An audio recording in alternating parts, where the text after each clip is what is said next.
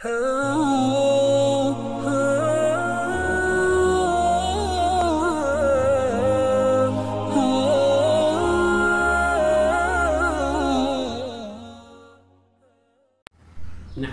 ونصلي على رسوله الكريم اما بعد فاعوذ بالله من الشيطان الرجيم بسم الله الرحمن الرحيم ياسين والقرآن الحكيم إنك لمن المرسلين على صراط مستقيم تنزيل العزيز الرحيم۔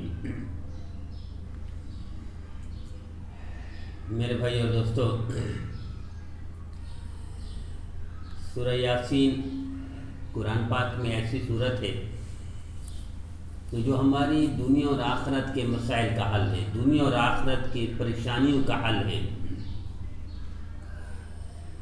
ہم اس پر اگر توجہ دے دیں اور ہم اللہ کے رسول کے فرمان پر عمل کریں اور یقین کریں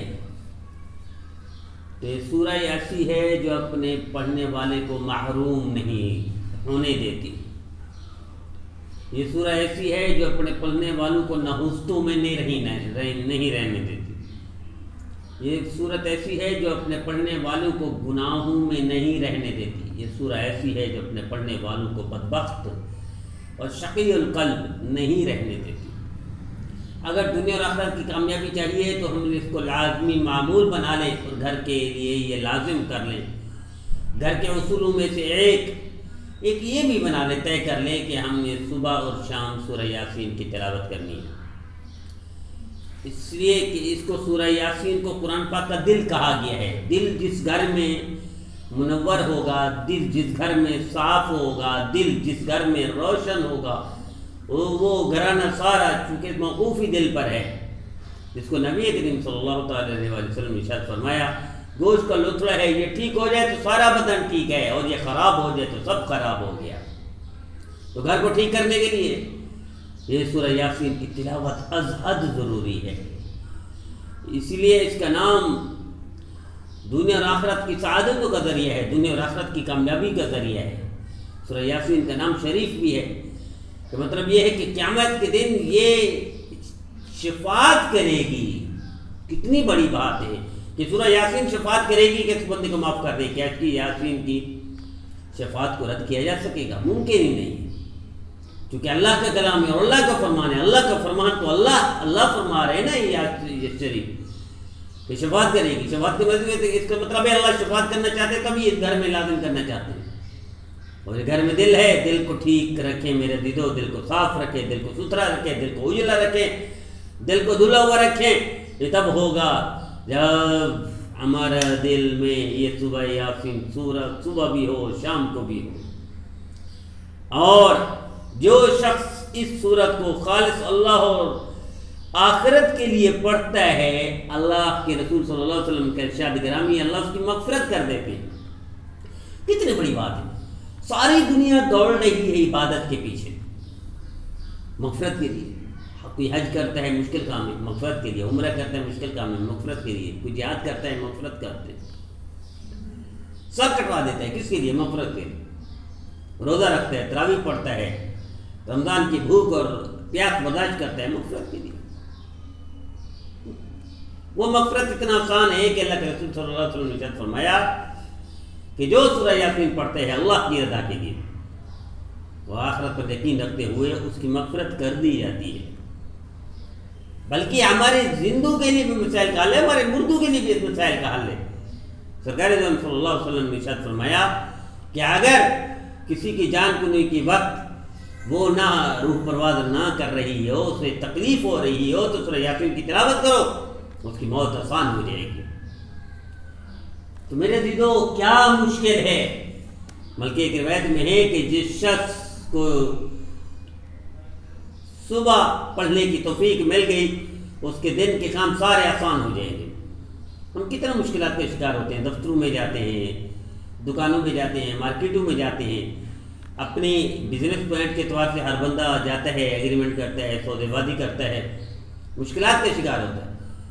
نبی کریم صلی اللہ علیہ وسلم ارشاد فرمانے اگر یہ پڑھ کر جائے گا تو کامیاب ہوگا، کامیابی اور کامرانی اس کا مقدر ہوگی۔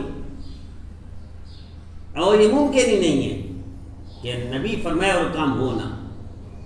تو میرے دیدو ہم نے ہر ایک نے کسی نہ کسی مصروفیت کے لیے ضرورت کے لیے نکلنا ہوتا ہے، روزانہ نکلنا ہے، اور کوئی نہ کوئی کسی سے واسطہ پڑتا ہے، کسی سے کوئی لین دین ہوتا ہے، تو کیوں نہ ہم سورہ یاسین کی تلاوت کر کے جائیں۔ میرے نبی فرماتے ہیں ہر کام آسان ہو جائے گا شام تک، اور اگر شام کو جو پڑھ لے رات کے کام آسان ہو جائے گے، پریشانیاں ختم ہو جائیں گی، مشکلات دور ہو جائیں گی۔ کہ ہمیں خطرات بھی ہوتے ہیں، اگر ہم سورہ یاسین کی پڑھ لیں تو خطرات دور ہو جائیں گے، صبح پڑھ لیں دن کے خطرات دور ہو جائیں گے، رات کو پڑھ لیں رات شام کے خطرات دور ہو جائیں گے۔ یعنی دنیا بھی اللہ عطا فرماتے ہیں، آخرت بھی اللہ عطا فرماتے ہیں، دنیا بھی آسان کر دیتے ہیں، آخرت بھی آسان کر دیتے ہیں۔ اس سے بڑی کیا ہوگی؟ بلکہ اگر ٹینشن ہو، پریشانی ہو، دکھ درد میں مبتلا ہو کوئی بھی شخص، کورونا ہے، کورونا کا خوف ہے، وبا ہے، وبا کا خوف ہے، لاک ڈاؤن ہے، کرفیو ہے، اس کا خوف ہے، کوئی شک نہیں، ہر ایک میں ہے۔ سرکار دو عالم صلی اللہ علیہ وسلم ارشاد فرماتے ہیں کہ سورہ یاسین پڑھ لے گا، تلاوت کر لے گا، وہ خوش رہے گا، ٹینشن ختم ہو جائے گا، ڈپریشن کا مرض ختم ہو جائے گا۔ کتنے لوگ ڈپریشن کے لیے سائیکالوجسٹ کے پاس جاتے ہیں اور علاج کرواتے ہیں، مہنگی گولیاں کھاتے ہیں، مستقل گولیاں کھاتے ہیں۔ ابھی کل ہی کی بات ہے، ایک شخص نے نوجوان ہے، کہنے لگا میں سائیکالوجسٹ سے گولیاں وہ چیک کروایا تو اس نے 3 دفعہ دن میں گولیاں کھانے کا کہا، اس میں میں روزہ نہیں رکھ سکتا۔ نوجوان اگر اس کو کہا جائے کہ گولیاں کی ضرورت نہیں ہوگی، تمہیں اگر سورہ یاسین تلاوت کر لو، صبح شام معمول بنا لو، تو تمہیں اس گولیاں کھانے سے اللہ محفوظ کر دے گا، اس جوانی میں تمہاری جوانی محفوظ ہو جائے گی، لیکن شاید اس پر یقین نہیں کرتے، لیکن ڈاکٹر پر یقین ہے۔ کتنی عجیب بات ہے، ڈاکٹر کہہ دے یہ نہ کرو، ہم نہیں کرتے۔ چور کی بات بھی مان لیتے ہیں، اس راستے پر نہیں جاؤ، چور کی بات مان لیتے ہیں۔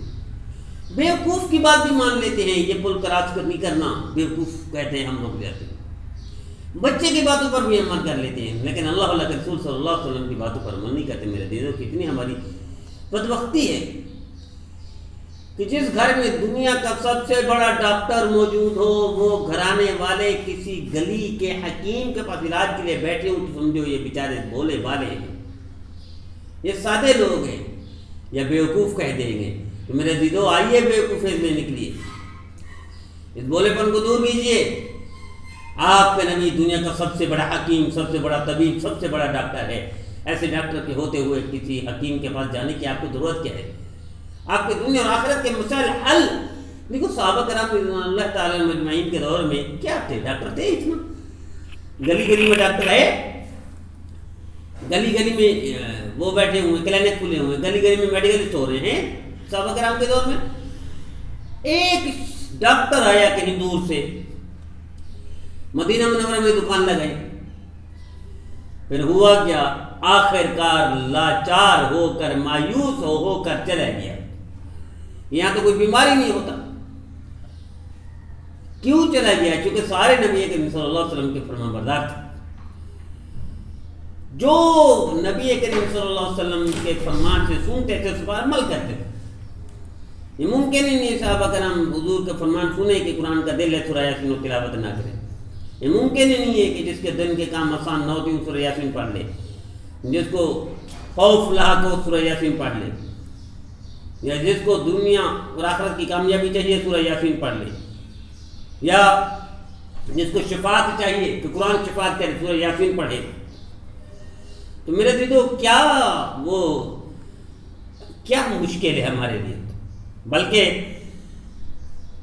اگر جس کو برکتیں چاہیے تو ایک روایت میں یہ بھی ہے، تورات میں اس کا نام برکت والی تھا، سورہ یاسین کا نام تورات میں برکت والی سورت۔ کیا مطلب؟ جو پڑھے گا اس کے گھر میں برکتیں آئیں گی، اس کی زندگی میں برکتیں آئیں گی، اس کے کاروبار میں برکت آئے گی۔ تو کیا مشکل ہے ہم دکان پر بھی سورہ یاسین کی تلاوت کریں، ہم دفتر میں بھی سورہ یاسین کی تلاوت کریں، ہم کاروبار فیکٹری کی جگہ پر بھی سورہ یاسین کی تلاوت کریں؟ کیا مشکل ہے اس کے؟ 5 منٹ میں تلاوت ہو جائے گی۔ اگر فیکٹری والے سارے ان کو پتہ چل جائے تو معمول بنا لیں گے سارے ورکر کو، پہلے سورہ یاسین کی تلاوت کرو۔ دفتر والوں کو پتہ چل جائے تو سارے معمول بنا لیں گے سورہ یاسین کی تلاوت کرو۔ یورپ کی بات مانتے ہیں، ہندوؤں کی بات مانتے ہیں، یہودیوں کی بات مانتے ہیں، اللہ کے نبی صلی اللہ علیہ وسلم فرما رہے ہیں کامیابی دنیا اور آخرت کی سورہ یاسین میں ہے، نہیں مانتے۔ تو آئیے